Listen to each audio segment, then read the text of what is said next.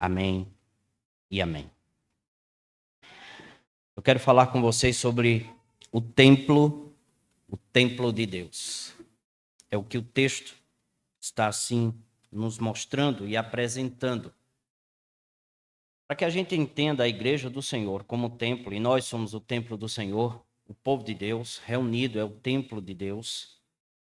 Nós precisamos saber o lugar da habitação do Senhor, que somos nós, e toda a sua trajetória ao longo da história. Toda a mão do Senhor ao longo da história com o povo de Deus e ele mesmo sendo a habitação para o povo do Senhor.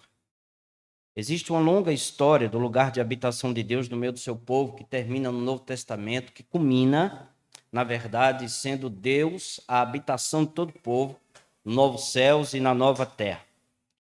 Deus criou o homem e a mulher, esse é o primeiro ponto que nós devemos entrar, Adão e Eva, e colocou eles no jardim do Éden, conhecido como jardim de Deus.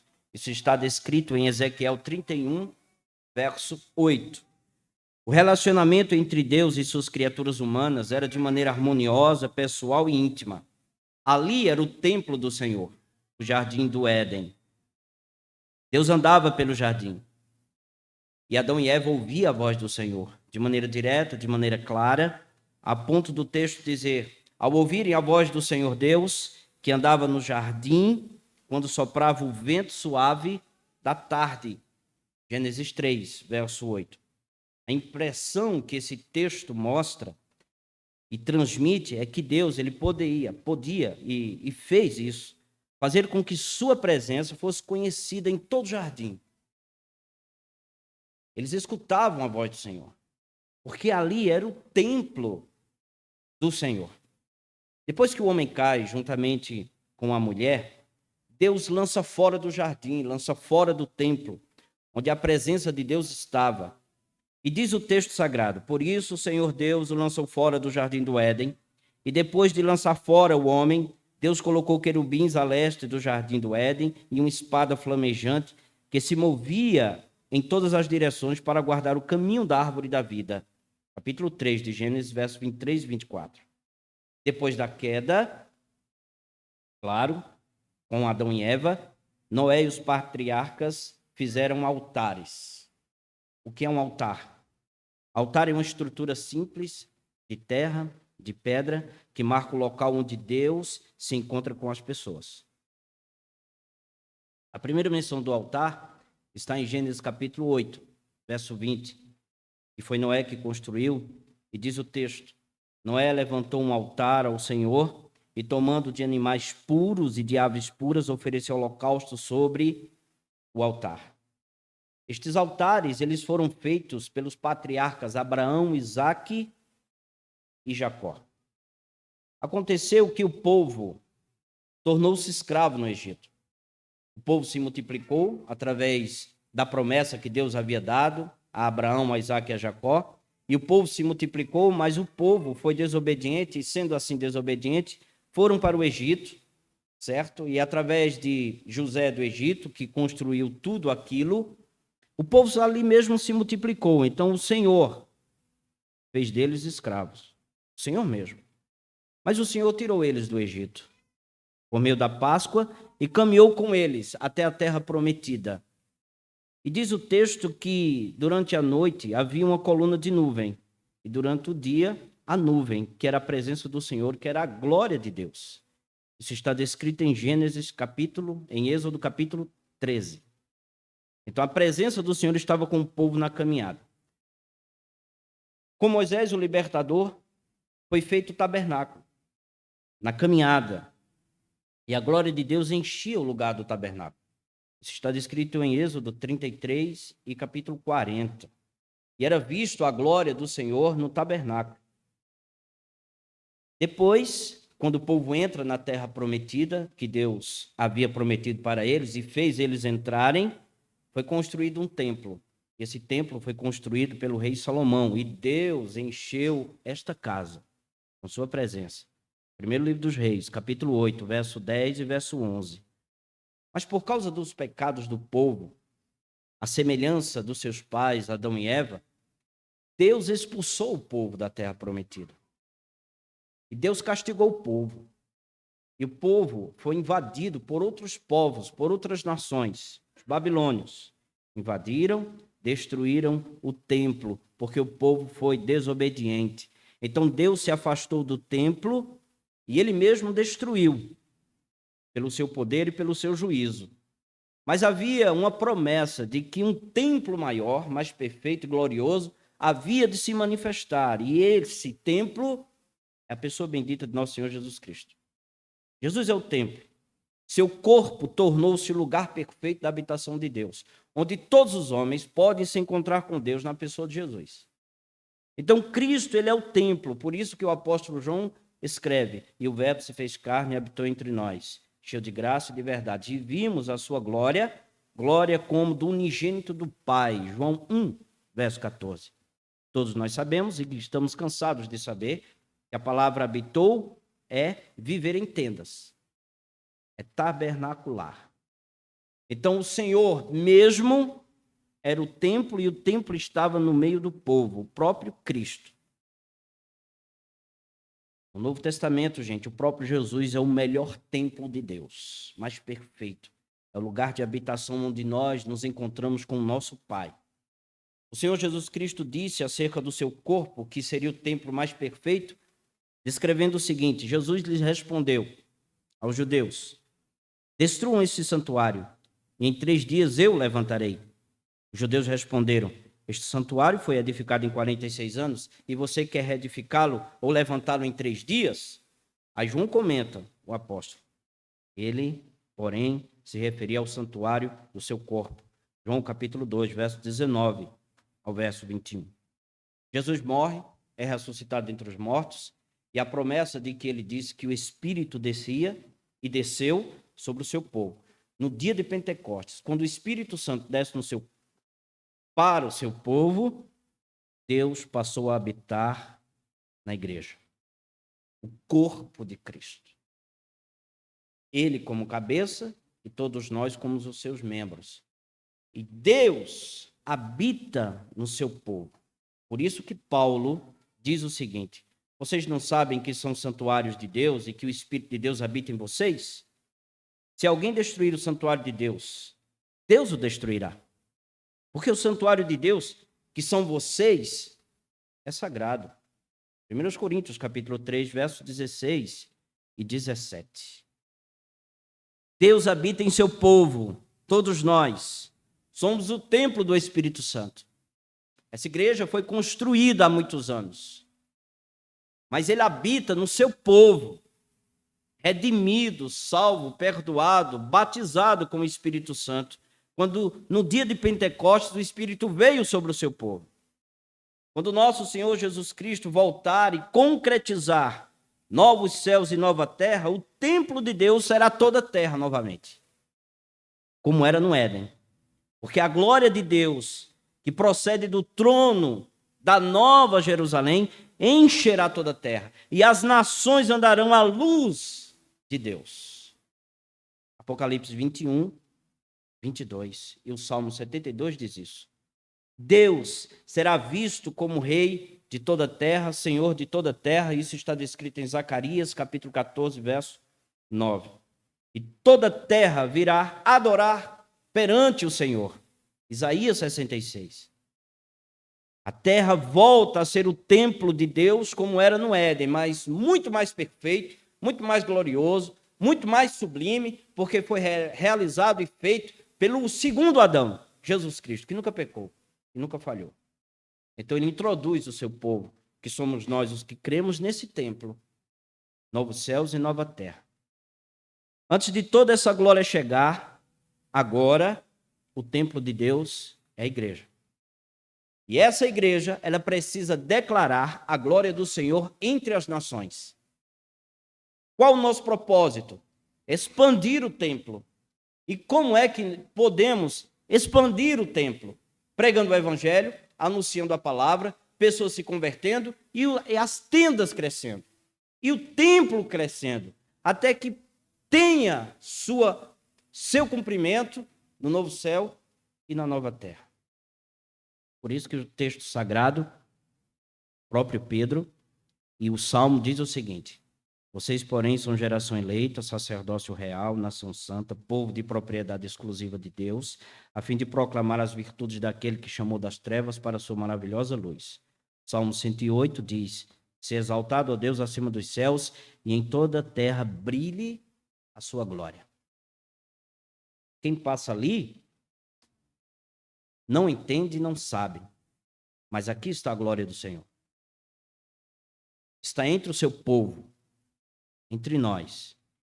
Quando nós, a igreja, templo do Senhor, nos reunimos para adorar o Senhor, a glória de Deus ela é vista entre os homens. Pedro, ele desenvolve o tema da igreja e do templo de Deus nesse texto. Reconhecendo que somos templo do Senhor, Pedro vai dizer o seguinte, que há nesse templo uma pedra viva. Veja o que diz o verso 4. Chegando-vos para ele a pedra que vive. Ele é a pessoa de nosso Senhor Jesus Cristo, que está descrito no verso 3. No verso 3, Pedro cita o Salmo 34, vimos na última pregação, falando que Davi experimentou que Yahvé é bondoso e que Jesus, ele goza da mesma proeminência de Deus, o Deus do Antigo Testamento, sendo Deus juntamente com ele. Ele é Deus, o Senhor, bondoso para conosco. Então nós devemos nos achegar a ele para adorá-lo. Então quando o apóstolo escreve, chegando-se a ele, é certo que ele lembrou dos sacerdotes no Antigo Testamento que se aproximavam do templo para oferecer sacrifícios a Deus. Pedro está dizendo que mais à frente ele vai desenvolver que todos nós somos sacerdotes para oferecermos sacrifícios vivos, louvor diante de Cristo, porque ele é vivo, porque essa pedra é viva. Somos templo de Deus e somos também sacerdotes do Senhor. Aproximar-se do Senhor em adoração, como diz o texto em Hebreus, capítulo 4, 10 e 12, diz assim: portanto, aproximemo-nos do trono da graça com confiança, a fim de recebermos misericórdia e encontrarmos graça para ajuda em momento oportuno. Aproximemo-nos com um coração sincero, em plena certeza de fé, tendo o coração purificado de má consciência e o corpo lavado com água pura. Vocês chegaram à Assembleia Festiva. Essa é a Assembleia Festiva. Hoje é dia de festa. Hoje é dia de adorar. Hoje é dia de bendizer o nome do Senhor. Na igreja do Senhor, que é o templo dele, nós, como sacerdotes, devemos oferecer sacrifícios vivos. E esse sacrifício vivo é por meio de Cristo. Por isso que tem vida. Se fosse por nós mesmos, eram sacrifícios mortos. Por isso devemos ter respeito quando entrarmos no templo do Senhor. Termos reverência diante de Deus. Quando Pedro chamou Jesus de a pedra que vive, ele está usando uma metáfora para mostrar que a pedra é uma pessoa, e essa pessoa é o Senhor Jesus. Porque também Jesus Cristo, ele foi chamado de água viva, João capítulo 4. Ele também foi chamado pão da vida, capítulo 6 de João. Então o ato de Cristo ser a pedra que vive, mostra que o fundamento da igreja é vida. E vida plena, vida feliz, em sua plenitude. Essa igreja ela foi construída debaixo da vida de Cristo. Cristo é o fundamento dela. Os homens ímpios rejeitam o fundamento de adoração que Deus mesmo destinou. Porque é isso que diz o final do verso 4, que diz assim. Vamos ler todo o verso. Chegando-vos para ele a pedra que vive, rejeitada assim pelos homens, mas para com Deus eleita e preciosa.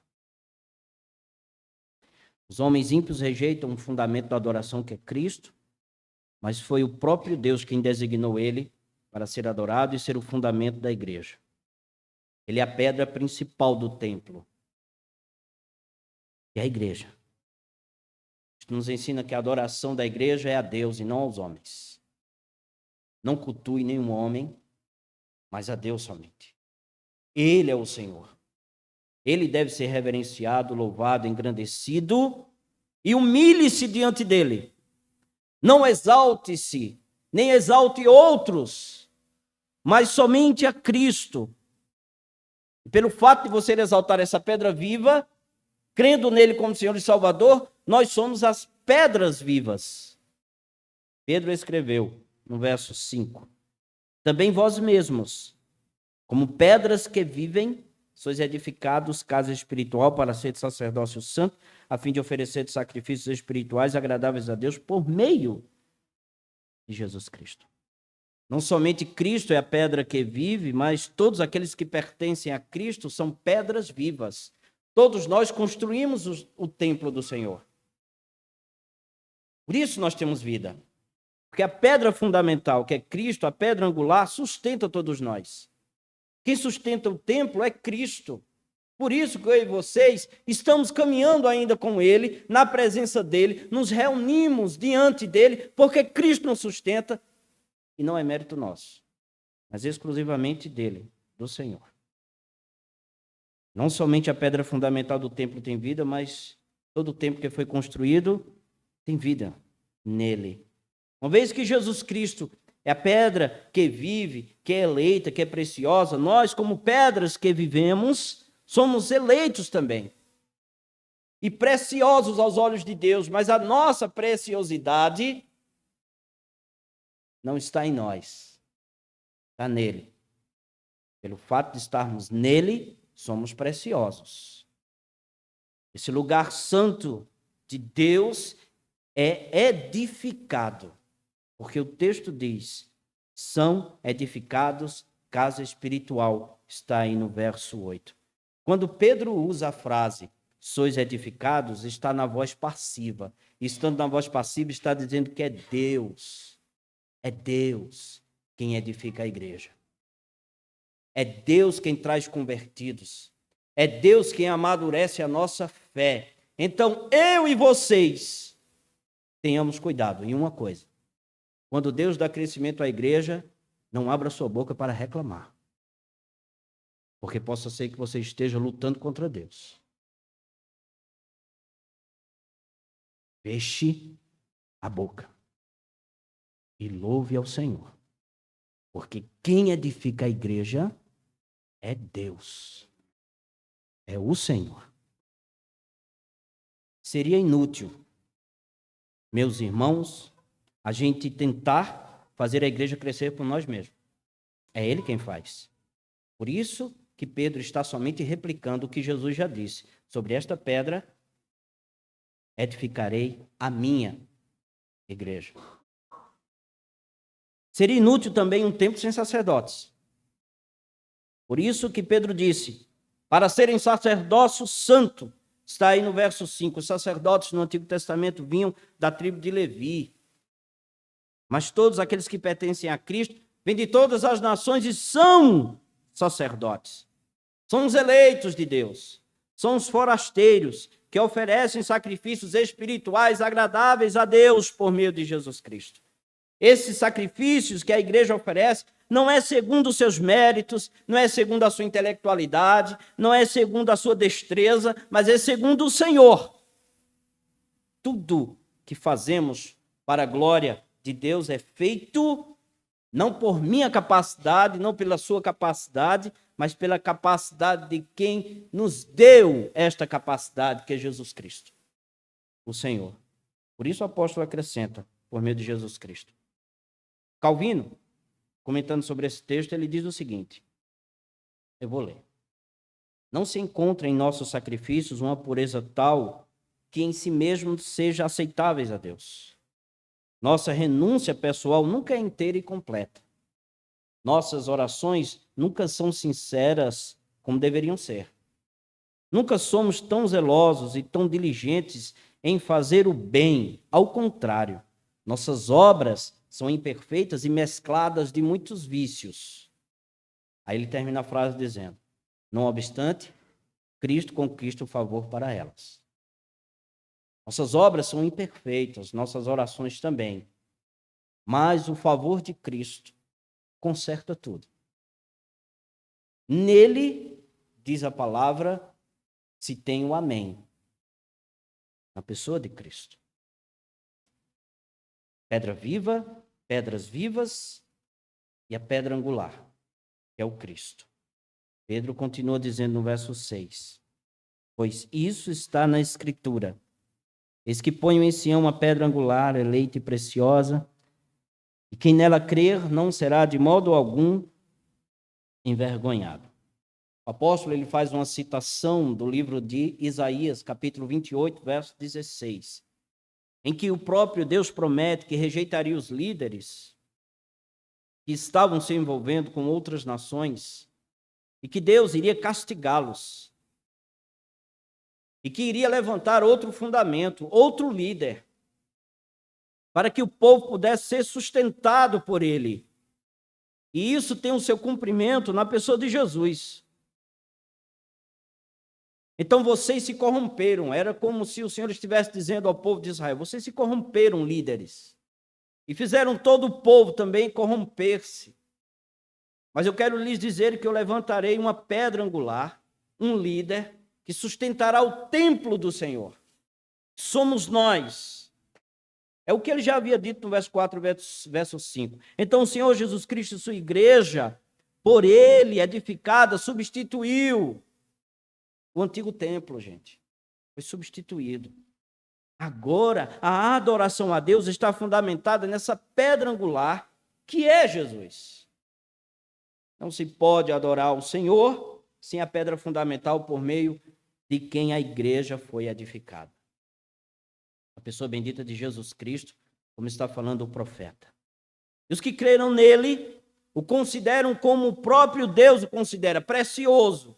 Porque diz aí o verso 6, o verso 7, para vós outros, portanto, os que credes, ela é preciosa, mas para os descrentes, a pedra que os construtores rejeitaram, essa veio a ser a principal pedra angular.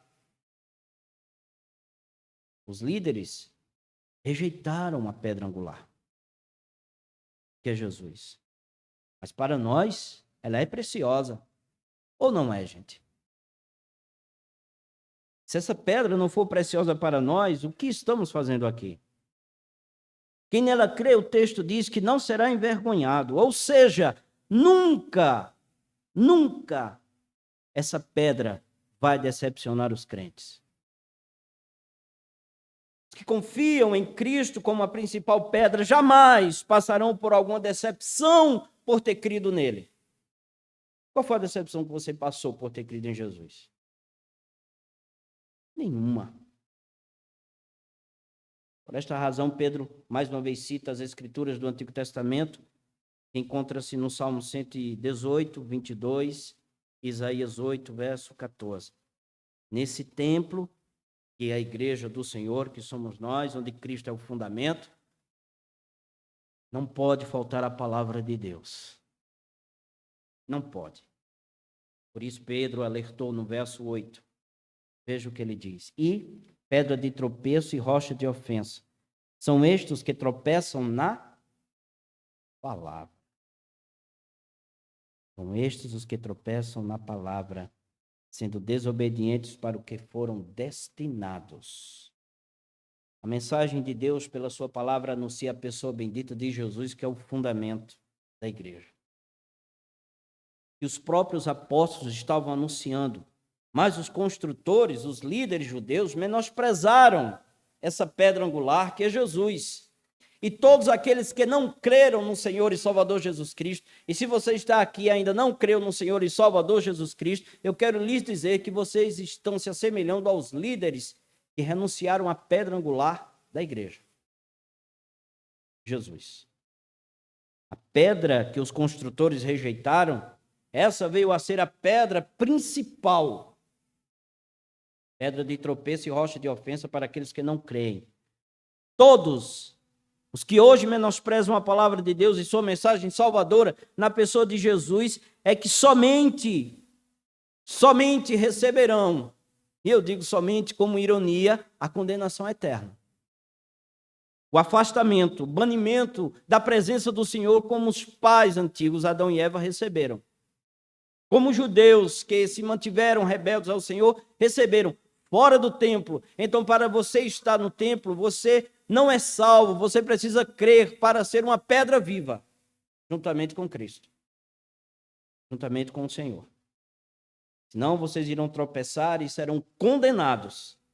E esses que rejeitam a palavra de Deus, Pedro deixa implícito aqui no texto que Deus destinou estes desobedientes para a destruição eterna.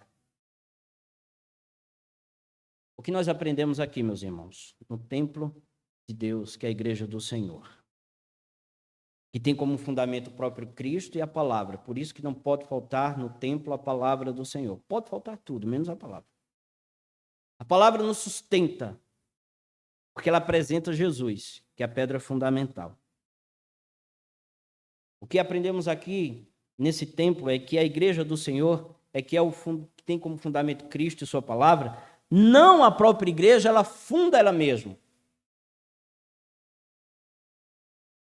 Nós não fundamos a igreja, como querem nos fazer pensar os católicos romanos.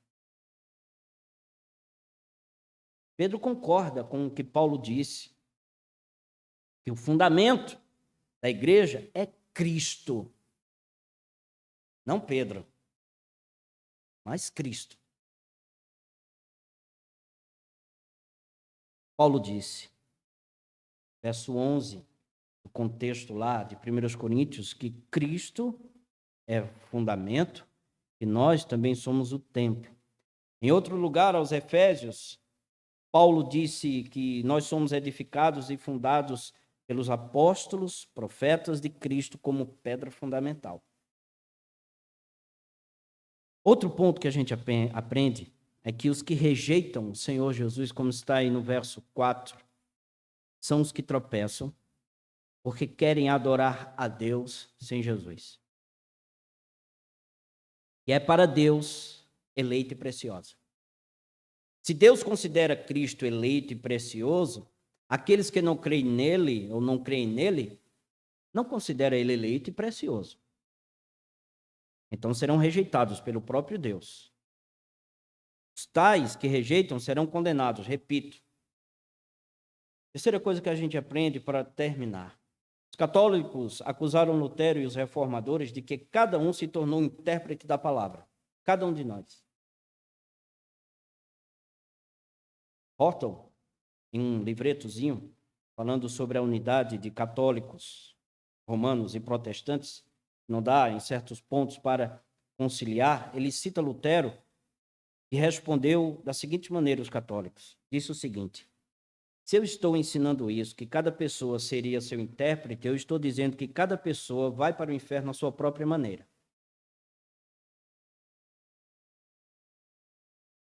Aí ele cita os reformadores e o que a história nos mostra. Somente a Escritura deveria ser a suprema corte de apelação para a verdade e a vida. Mas a Escritura deveria ser interpretada comunitariamente, não individualmente. As Escrituras, elas são interpretadas, e é isso que os católicos nos acusam, que somos nós mesmos, cada um, intérprete dela. Mas a interpretação das Escrituras, ela vem pela comunidade, pela igreja. Aí ele continua dizendo, por isso as igrejas reformadas não só abraçam os credos ecumênicos, mas elaboraram confissões e catecismos. E aqui está a unidade da igreja. As confissões e os catecismos. E engrandece a Deus, engrandece o Senhor e faz com que todos nós possamos andar em unidade. Então a palavra de Deus ela é interpretada na igreja do Senhor, não fora dela. Se existir alguém isolado e dizer que está interpretando a igreja, isso é um erro. Nós repetimos o que os teólogos estudaram, do que aqueles que antecederam eles também estudaram, no meio da comunidade. E aí Cristo é glorificado no templo de Deus e do Senhor. Quer fazer parte do templo? Considere sua própria vida, que é imperfeita, e considere a pedra angular, que é Jesus. Que Deus nos ajude, em nome do Senhor e Salvador Jesus Cristo. Amém. Vamos ficar em pé, meus irmãos, e orar.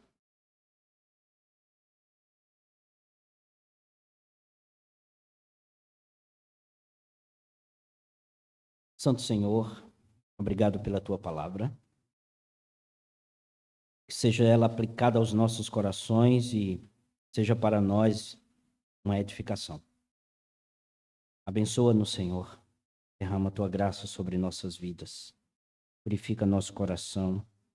Abençoa o dia de hoje. Obrigado pelos louvores, pelas orações que foram destinadas ao Senhor. Obrigado pela tua igreja reunida e que o Senhor venha derramar bênção sobre nós. Abençoa as salas que irão lá para trás, as crianças, os congregados. Pedimos tua bênção também sobre a assembleia de membros que iremos ter. Seja conosco e nos abençoa, em nome do Senhor e Salvador Jesus Cristo. Que a graça de nosso Senhor Jesus Cristo, o amor de Deus, o nosso Pai, e as consolações do Santo Espírito esteja com o seu povo, hoje